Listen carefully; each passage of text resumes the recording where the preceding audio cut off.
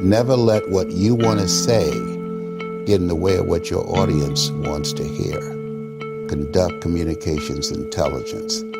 Ask them, listen to what they're telling you, and then craft and create a story out of your experiences and things you've observed and learned to begin to allow them to see a vision of themselves differently than what they had when you came in.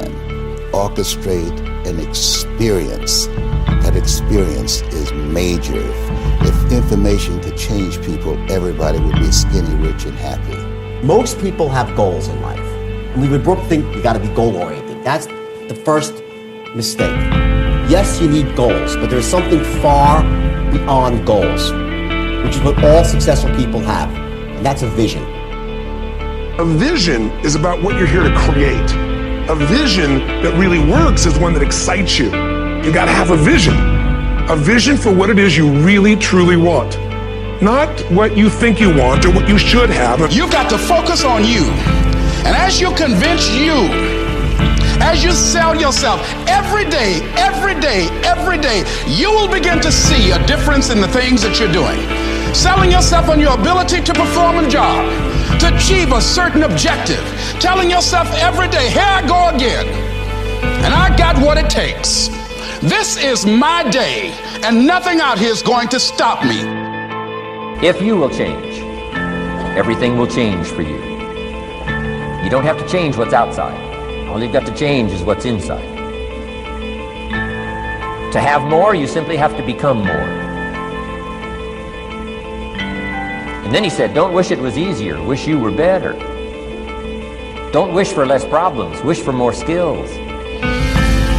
Start working on yourself, making these personal changes. And he said it'll all change for you. When you want to succeed as bad as you want to breathe, then you'll be successful. Where all you want to do is be successful as bad as you want to breathe, then you'll be successful. And I'm here to tell you, number one, that most of you say you want to be successful, but you don't want it bad. You just kind of want it. You don't want it badder than you want to party. You don't want it as much as you want to be cool. Most of you don't want success as much as you want to sleep. Some of you love sleep more than you love success. And I'm here to tell you today, if you're going to be successful, you've got to be willing to give up sleep. You got to be willing to work off for 3 hours of sleep, 2 hours. If you really want to be successful, some days you're going to have to stay up 3 days in a row. Because if you go to sleep, you might miss the opportunity to be successful. That's how bad you got to want it. I boiled it down to 5 major pieces to the life puzzle. Let's just review those. Number 1 is philosophy.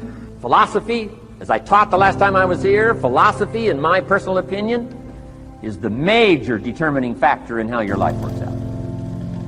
Philosophy, the major determining factor in how your life works out. Philosophy. To form our philosophy, you got to think, you got to use your mind, you got to process ideas. And this whole process over a lifetime, starting way back here when we were children, schools that we've attended, our parents, our experiences, all this stuff that we've processed by the thinking process helps to develop our philosophy. And in my opinion, each person's personal philosophy is the major factor in how your life works out. Here's what I called it in that last presentation when I was here. It's called the set of the sail. Each person's personal philosophy is like the set of the sail. Here's what's exciting about each person's personal philosophy. That's what makes us different than dogs and animals and birds and cats and spiders and alligators. That's what makes us different than all other life forms. The ability to think, the ability to use your mind, the ability to process ideas, and not just operate by instinct. In the winter, I'm telling you, the goose can only fly south. What if south doesn't look too good? Tough luck. It can only fly south. But see, human beings are not like a goose, can only fly south. I mean, you can turn around, go north, you can go east, you can go west, you can order the entire process of your own life. And we do that by the way we think. We do that by exercising our mind. We do that by processing ideas and come up with a better philosophy, a better strategy for our life, goals for the future. okay? Plans to achieve those goals. All this comes from developing our philosophy. Philosophy helps us to process what's available. Well, when we get here, we got seed, and we got soil, and we got some rain, and we've got some what? Sunshine, and we've got some seasons, and what? The miracle of life. Now, the key is, what do you do with all this stuff? How do you turn all this stuff that's available here into equity and promise and lifestyle and dreams and future possibilities? All of this that's possible now with human beings, how do you take all this stuff and turn it into this equities and values? Well, it starts with philosophy. What is the seed? What is the soil? What is the sunshine? What is the rain? Is it possible to take some of each of all the stuff that's available and turn it into food, and turn it into value, and turn it into nourishment, turn it into something spectacular and unique that no other life form can do? And the answer is yes. But you cannot deal with all this stuff and what to do with it unless you start refining your philosophy. Think, use your mind, come up with ideas, and strengthen your philosophy. There is an energy in the universe. There is something that is in each and every one of us. And it's also in the universe. And you are connected to it in a way that is often perceived to be aloof from us, because it's invisible, because it's in the world of what we call spirit, the world that is not material. And I would like to suggest that you suspend your disbelief, allow yourself to know that you're not a human being here having a spiritual experience, but that is the other way around. That you're a spiritual being having a human experience. And the quality of your human experience is really much more dependent upon how you use this invisible intelligence and how you connect to this energy. And once you have an awareness that you can never be separate from it, that you and it, and whatever you call it, it doesn't matter. It doesn't matter if you call it God, if you call it divine presence, if you call it soul, if you call it spirit, if you call it consciousness, if you call it Christ consciousness, you can call it Buddha consciousness, you can call it Louise, you can call it Edna, you can call it Ralph. Alan Watts once said that you can't get wet from the word water. It isn't the word that allows you to experience water.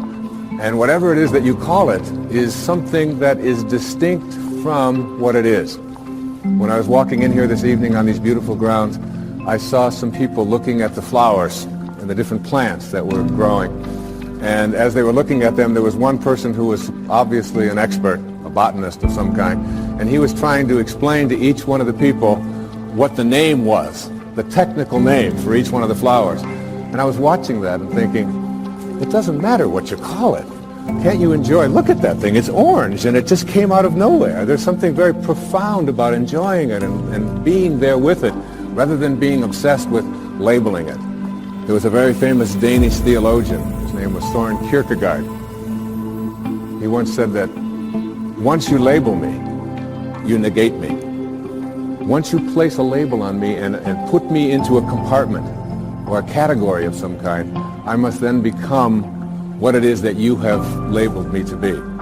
So that we want to be able to live our lives and to practice principles of higher awareness without being so consumed with what I call ordinary human awareness. And ordinary human awareness is just the recognition or the belief system that I am a human being. Maybe I'm having a spiritual experience, I'm not quite sure. But higher human awareness, what is sometimes in the East called Siddhi awareness. In the West it's been called higher consciousness or Christ consciousness. There's many names for it. But when you get beyond just knowing yourself as this body and this personality and this thing that you inhabit, and begin to realize that who you are is that which was never born and can never die. When you recognize your eternal self. Now that's what this program is really about. It's really about recognizing the power, the energy, the capacity to be able to do what it says in some of the most holy books that you've ever read. that even the least among you can do all that I have done, and even greater things. And that's not just empty words from Holy Scriptures. That's a very powerful lesson that each and every one of us can practice and live every day.